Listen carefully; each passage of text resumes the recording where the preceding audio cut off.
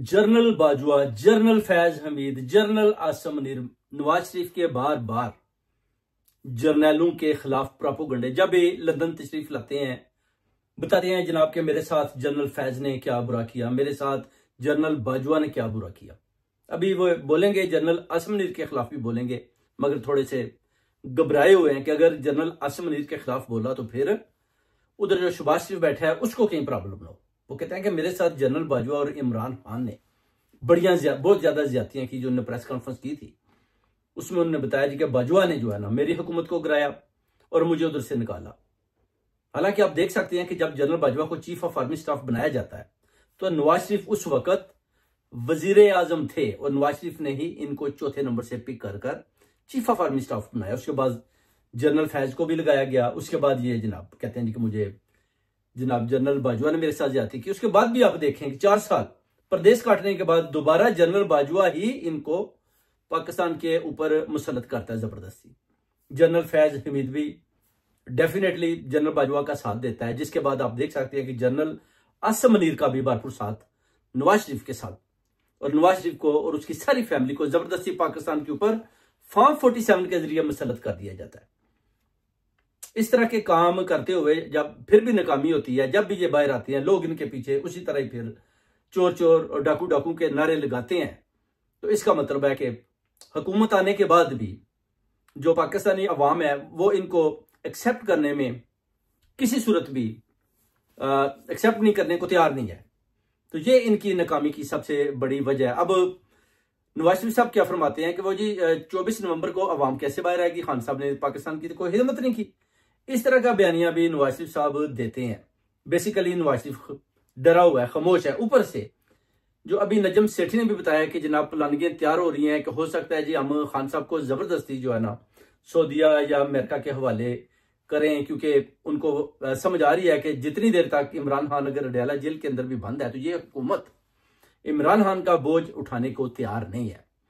बार बार वो देख रहे हैं कि जब तक खान अडयाला जेल के अंदर भी है तो ओवरसीज कम्युनिटी, पूरी कौम, अवाम, पूरी दुनिया से सबकी नजरें अडयाला जेल के ऊपर है, खान के ऊपर। अगर खान जब तक पाकिस्तान के अंदर रहेगा हमारी हुकूमतें उस तरह नहीं चल सकती जिस तरह हम चलाना चाहते हैं।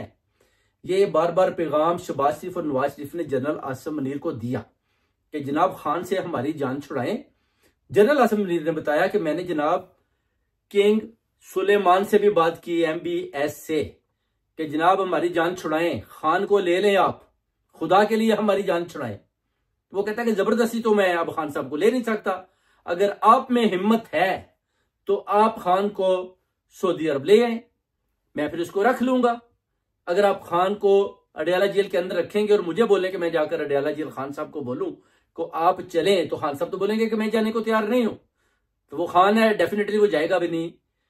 आप अगर ला सकते हैं तो आप लाकर हमारे पास छोड़ दें। इस तरह की डिले अभी ये जो है ना जबरदस्ती यानी खान साहब को इस मुल्क से बदर करना चाहते हैं। मुल्क बदर करने के बारे में ये सोच रहे हैं क्योंकि खान साहब तो मानने को तैयार नहीं है, और ये डॉक्टरों के साथ भी मशवरे कर रहे हैं कि किसी तरीके से भी खान साहब को कोई ऐसी दवाई खिलाई जाए कि खान साहब को तैयारी के अंदर बिठाकर हम चार्टेड तैयारी के जरिए सऊदी अरब ले जाएं। जब हम सऊदी अरब लेके जाएंगे तो डेफिनेटली फिर उधर से इनको ले लेंगे कि ठीक है जी ये लेकर आ गए तो हम इनको रख लेते हैं। फिर खान साहब के पास वापसी का कोई रास्ता नहीं होगा, या अमेरिका की तरफ ले जाएं। ज्यादा वो जो जोर दे रहे हैं वो सऊदिया दे रहे हैं, किस तरीके से हम सऊदिया इनको भेज रहे हैं। तो उधर जाएंगे तो फिर शहजादों की उधर हुकूमत है तो खान साहब फिर प्लेन से बाहर भी आ जाएंगे और जबरदस्ती इनको उनके हवाले कर दिया जाए ताकि हमारी जान छूट जाए। इस तरह की प्लानिंगें मेरे भाइयों दोस्तों तैयार हो रही हैं। उधर आप देखिए अब 24 नवंबर को जो खान साहब ने कॉल दी है उससे आप देखिए मरियम नवाज और नवाज शरीफ में जो खौफ का आलम है वो आप सबके सामने है, क्योंकि ये फाइनल कॉल है, आखिरी कॉल है। पूरी कौम को पैगाम दिया जाता है। खान साहब ने बोला कि बाहर निकले, आखिरी कॉल है और आपने डी चौक में बैठना है, उधर से वापस नहीं जाना। चाहे वो अलीमीन गंडापुर को या पूरी क्यादत को पकड़ कर ले जाए, क्यादत जाए ना जाए, क्यादत बाढ़ में जाए, वो कहते हैं आपने उधर पहुंचना है। वो कहते हैं बाजी अलीमा उधर होगी, सब उधर होंगे, आपने अवाम ने उधर पहुंचना है, उधर बैठना है। वो कहते हैं जब आप बैठेंगे तो फिर मैं देखूंगा क्यादत में से ये कैसे लोग उधर नहीं पहुंचते, और अगर इनमें से कोई खुद ही जबरदस्ती अपनी पहली गिरफ्तारियां देने की कोशिश करेगा तो वो कहते हैं वो भी हमें पता होगा, फिर हम उसका भी मुकाबला करेंगे, उसको भी पार्टी से निकाल बाहर फेंकेंगे।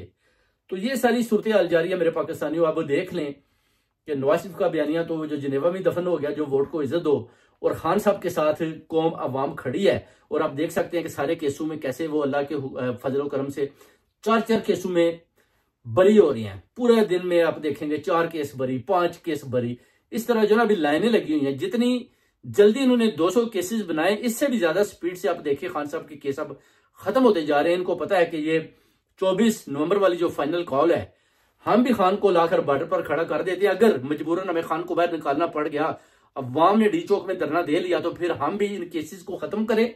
उसकी वजह कि अगर छोड़ना पड़े तो फिर हम बोलेंगे ठीक है जी, खान साहब के केसेस खत्म हो चुके हैं, खान साहब जनाब बनी गाला या जमान पार्क में जा सकते हैं। तो इस तरह का अभी जो है ना चारागोई चल रही है, जिस पर जनरल आसम मुनीर भी देख रहा है कि जनाब हुकूमत तो बुरी तरह फेल हो चुकी है, मरियम नवाज भी फेल हो चुकी है, नवाज शरीफ भी फेल हो चुका है और शहबाज शरीफ भी फेल हो चुका है। तो इसका बेटर हल यही है कि खान को रास्ता दिया जाए। अगर खान को रास्ता ना दिया जाए तो चाहे हम जितना भी लोगों को उठाएं, उनके ऊपर फस्तायत करें, जबर करें, जुल्म करें, तो हम इस हुकूमत को चलाने में बुरी तरह नाकाम हुए हैं। जो last meeting general Asim Munir की अपने जर्नैलों और कोर कमांडरों से होती है, वो कहता है कि हमारी नाकामी की वजह यह है कि खान अडयाला जेल के अंदर बंद है और हुकूमत खान का बोझ उठाने को तैयार नहीं है। और इसका एक ही हल है कि किसी तरीके से भी खान के साथ कोई ऐसी डील की जाए, जबरदस्ती की जाए या उसके साथ डील की जाए और उसको जेल से बाहर निकाला जाए। और इस हुकूमत को फिर आप देख सकते हैं कि इन्ना लिल्लाहि व इन्ना इलैहि राजिऊन अगर जाती है तो जाए, अगर खान के साथ डील हो जाती है तो फिर कम से कम पाकिस्तानी कौम, अवाम, ओवरसीज कम्युनिटी एस्टेब्लिशमेंट के साथ खान के साथ खड़ी है, तो फिर हमारे साथ भी मजबूरन खड़ी होगी। और खान के साथ खड़ा होना ही हमारी अभी जो है ना बेहतरी की तरफ जाता है। अगर हम खान के साथ खड़े नहीं होते तो फिर याद रखें कि वो कहते हैं कि हम और ज्यादा खान की मुखालफत नहीं कर सकते, उसका मुकाबला नहीं कर सकते, क्योंकि अवाम ने भी नियत कर लिया, तैयार कर लिया है कि खान का साथ देना है, हर सूरत में देना है। जब तक खान को रिलीज नहीं करते, सबका भरपूर तरीके के साथ मुकाबला करना। और आए दिन के प्रोटेस्ट इस बात की गवाही देते हैं कि अवाम, ओवरसीज कम्युनिटी, कौम खान के साथ है और इन चोरों डाकुओं की भरपूर मुखालफत करती है। बहुत बहुत शुक्रिया।